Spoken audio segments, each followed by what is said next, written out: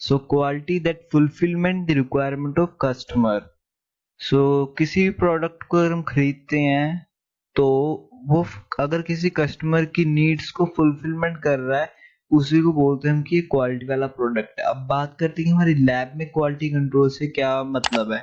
So quality control to provide accurate and reliable result in minimum possible time with minimum error. So जो हमारा quality control inside the lab है, उसके अंदर एक तो हमारा रिजल्ट एक्यूरेट, दूसरा रिलायबल भरोसेमंद होना चाहिए, विद मिनिमम पॉसिबल टाइम, कम से कम समय में हमें पेशेंट को रिपोर्ट से अपने क्लिनिशियन को रिपोर्ट देनी है, और वो भी बहुत ही कम एरर के साथ। अब to achieve this in the lab we have to focus on accuracy and precision.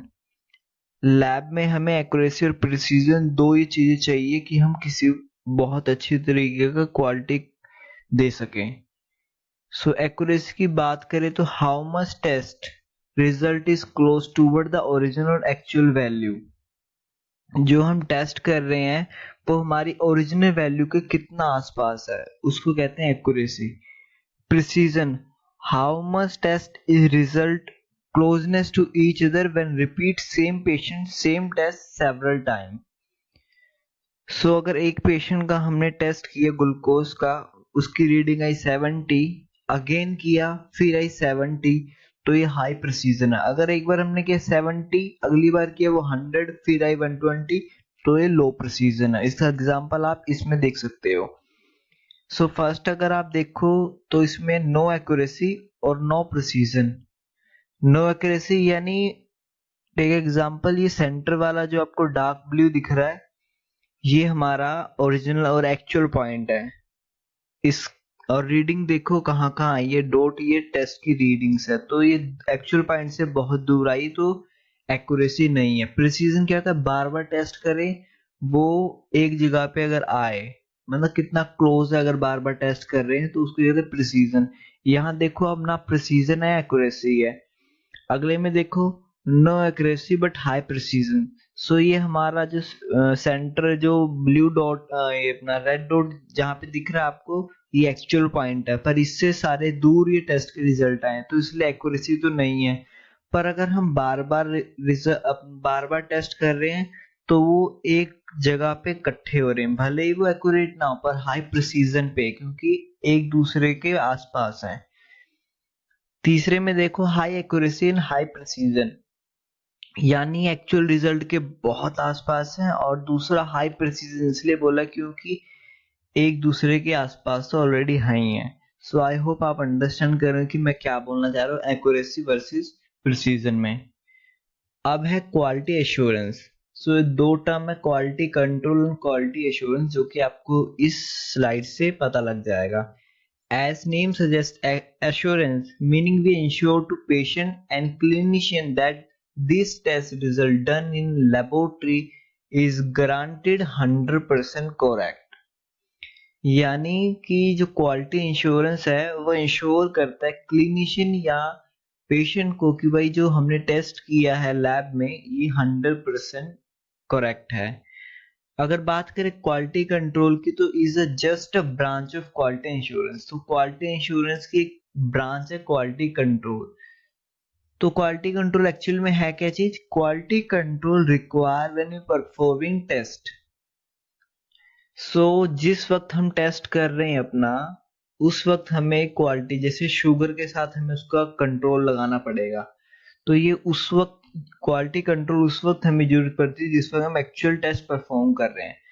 While in quality insurance, बात करें अगर क्वालिटी इंश्योरेंस की, तो वो हमें from collecting of sample up to dispatch of report, जब से हम पेशेंट का सैंपल कलेक्ट कर रहे हैं और उसको रिपोर्ट दे रहे हैं, उसके बीच में जितना भी प्रोसेस है उस सब को जो मैनेज करता है या उसकी एश्योरिटी देता है, वो है हमारा क्वालिटी एश्योरेंस, जिसके अंदर हमें राइट पेशेंट, सही पेशेंट का सही सैंपल सही टेस्ट करना है और सही टाइम में उसको सही रिपोर्ट देनी है, जो कि बहुत important. Please remind quality insurance और क्वालिटी कंट्रोल में फर्क। अब हम बात करेंगे अगले की। So quality assurance internal quality control plus external quality control, इन दोनों, अगर ये दोनों क्वालिटी कंट्रोल हमारे ठीक हैं तो तब भी हम बोल सकते हैं कि ये जो हमारी रिपोर्ट है ये बिल्कुल सही है। ठीक है। सो इंटरनल क्वालिटी कंट्रोल के अंदर we check quality of work internally in the lab with non sample, जिसे हम कंट्रोल कहते हैं, नॉन सैंपल के साथ हम चेक करते हैं, which is divided into pre analytical, analytical and post analytical. External quality control की बात करें तो in this external agency send us artificial sample, we have to done proper test in the lab, then we send report to the agency and organization for the giving assurance to our lab such as WHO or IUB, International Union of Biochemistry। So external में हमें बाहर से कोई agency या organisation sample भेजती है, हम test करते हैं और उसको रिपोर्ट दिखाते हैं, अगर वहां पे रिपोर्ट मैच करी, अच्छी आई, तो वो एश्योरेंस देते हैं हमारी लैब को। ठीक है। और इंटरनल में आपको बता ही दिया है। अब इंटरनल के अंदर जो प्री एनालिटिकल, एनालिटिकल और पोस्ट एनालिटिकल, ये बहुत ही इंपॉर्टेंट है, इसे बिल्कुल ध्यान रखो। सो प्री एनालिटिकल की बात करें तो इसमें क्या, पेशेंट आइडेंटिफिकेशन। बहुत बार क्या होता है, जैसे हॉस्पिटल वगैरह होते हैं गवर्नमेंट, उसमें बहुत भीड़ लगी होती है, तो सैंपल होना पति का, बात कर रहा है उसका भाई, और बैठ गया, हमने सैंपल निकाल दिया। तो पेशेंट आइडेंटिफिकेशन बहुत मायने रखती है ताकि हमारी जो क्वालिटी इंश्योरेंस वो प्रॉपर हो सके। दूसरा है लेबलिंग एरर। तो नाम किसी की वाइल हमने ले ली, मान लो एक बंदा XYZ है और एक बंदा PQR है, तो हम PQR का टेस्ट कर रहे हैं और वाइल जो है उसकी, लेबल जो उसका ABC वाला लगा हुआ है। सो जो एक एरर है हमारे लेबलिंग के, ये भी बहुत मायने रखता है प्री एनालिटिकल में। एक सबसे इंपॉर्टेंट बात, 90% केस अगर कोई टेस्ट रोंग, कोई क्वालिटी कंट्रोल फेल होता है, तो वो प्री एनालिटिकल एरर की वजह से होता है कि कोई करेक्शन, कुछ भी गलती हुई जो मैं आपको बताने वाला हूँ, जैसे करेक्ट वाइल। तो क्या होता है, कई बार सैंपल हमें लेना होता है मान लो CBC के लिए, और गलती से हम हेपरिन में ले लेते हैं या हम सीरम वाइल में ले लेते हैं करेक्ट वॉल्यूम। मेनली कोवुलेशन के टाइम पे जो कि 2.7 ml चाहिए होता हमें, अगर वो गलत हुआ तो क्लॉट हो जाएगा और वो सब गड़बड़ हो जाएगी। स्पेसिमेन ट्रांसपोर्टेशन माइक्रोबायोलॉजी के अंदर ये बहुत मायने रखता है कि कितनी देर में और कहाँ हमने सैंपल स्टोर कर रखा है वो लैब को देने से पहले। कलेक्शन सेंटर जिस लेबोरेटरी में या जिस हॉस्पिटल में अलग होता है और टेस्ट कहीं और होते हैं, तो वो जो ट्रांसपोर्टेशन का टाइम है वो कितना होना चाहिए, कैसे होना चाहिए। अब जैसे कई बार हम बर्फ के वो यूज करते हैं, आपने देखा पैकेजिंग आती है, ठीक है, आइस की, सो उसमें सैंपल को ट्रांसपोर्ट कराते हैं। अगला एनालिटिकल एरर, तो इसके अंदर क्या होता है, राइट टेक्निक होनी चाहिए जो हम काम कर रहे हैं। जैसे कि हम पिपिड यूज कर रहे हैं तो पिपिटिंग का एरर भी होता है कि अगर 2% पिपिटिंग कर रहे हैं तो हो सकता है कोई ज्यादा दबा रहा हो, कोई कम दबा रहा हो। सो ये जो एरर आते हैं, टेक्निक्स के एरर। दूसरा, प्रोसीजर कोई कर रहे हैं कि जैसे डिस्टिल वाटर में हम रीजन में कोई डिफेक्ट आ रखा है, जो अपने कंट्रोल है वो सही से काम नहीं कर रहे हैं, फंगस उनमें ग्रो कर गई या कोई बैक्टीरिया ग्रो कर गया जो कि अननेसेसरी रिजल्ट दे रहा है, या कुछ अंदर डस्ट पार्टिकल्स आ गए, हमने बाहर एयर में रख दिया वो। तो ये बहुत सारी चीज हैं जो कि एनालिटिकल एरर में आती है, ये हमें करेक्ट करनी पड़ेगी अगर हमें एब्सोल्यूट क्वालिटी कंट्रोल प्रोवाइड करना है। फिर आता है इंस्ट्रूमेंट। इंस्ट्रूमेंट की बात करें तो वो अच्छी तरीके से कैलिब्रेट होना चाहिए। जैसे कि कोई CBC की मशीन है, हमने सैंपल लगाया, उसने XYZ रीडिंग दे दी, हमें कैसे पता कि सही है। तो कंपनी जो कैलिब्रेटर प्रोवाइड करती है हमें उसको कैलिब्रेट करने के लिए मशीन को, तो वो हमें यूज करना है, और उसका कुछ पीरियड होता है, वीकली, मंथली, जैसे भी चेक करना है, वो SOP में लिखा होता है। ठीक है। दूसरा, एग्जैक्ट टाइम। सो जैसे ESR के केस में हमें 1 आवर में रीडिंग ले लेनी पड़ती है, उसमें ज़्यादा टाइम हो गया, या हमारे पास लैब में सैंपल आ गया और हम इकट्ठा बैच लगाने के चक्कर में देर कर दी सैंपल को प्रोसेस करने में, सो उसमें भी तो ये इसके अंदर आप लैब के अंदर जो जो एरर आ सकती है वो सब इसमें इंक्लूड कर सकते हैं। मैंने आपको एक ओवरव्यू दे दिया, ठीक है।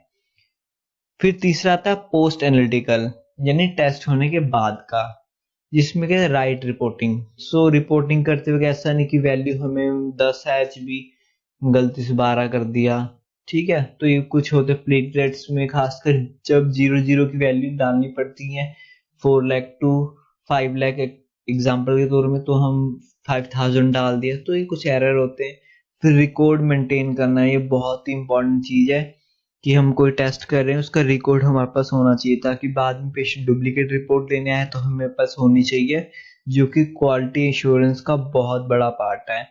फिर राइट टेट, यानी टर्न अराउंड टाइम, जो हमें टेस्ट पेशेंट ने सैंपल दिया है उसके बाद हम जो रिपोर्ट दे रहे हैं वो कितनी जल्दी दे रहे हैं उसको, ठीक है।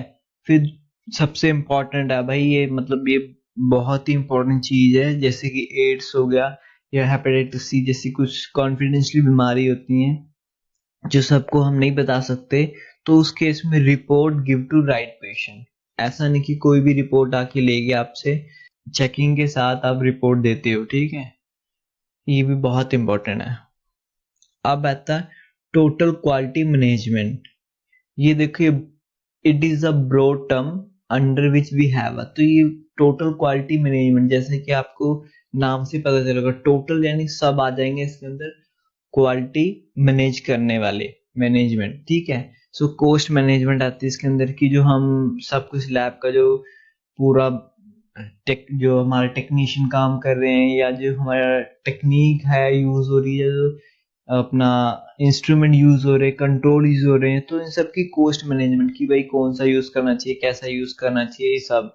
क्वालिटी इंप्रूवमेंट कि भाई डे बाय डे हम कैसे इंप्रूव करें हमारी लैब की क्वालिटी को, ठीक है, by taking a very high accuracy level of instrument, okay.